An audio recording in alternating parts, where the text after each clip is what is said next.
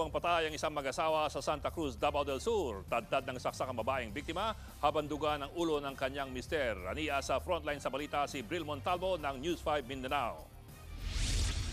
Wala ng buhay at tadtad ng saksak ng madatnan ang 70 anyos na si Nanay Estrelita sa loob ng kanyang bahay sa Santa Cruz, Davao del Sur.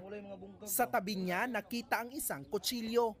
Ang kanya namang 58 anyos na mister na si Avelino Gabutero natagpo ang duguan ang ulo sa masukal na lugar, 100 metro ang layo mula sa kanilang bahay. Sa imbestigasyon, posibleng kagabi pa pinaslang ang mag-asawa. Posible ring nakatakbo pa si Avelino at naabutan ng suspect sa kapinalo ng matigas na bagay sa ulo. Hinala ng mga pulis, hindi lang isang tao ang nasa likod ng krimen. Napaiyak na lang ang anak ng mga biktima na si Cheryl nang malaman ang sinapit ng kanyang mga magulang.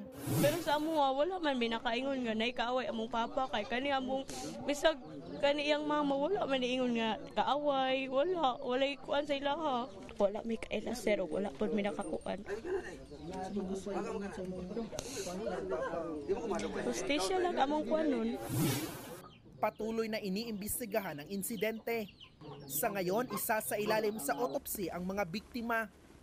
Nagbabalita mula sa frontline, Bril Montalvo, News 5, Mindanao. Mga kapatid, Julius Babaw po. Para sa komprehensibo at makabuluhang balitaan at talakayan, mag-follow at mag-subscribe na sa social media pages ng News 5.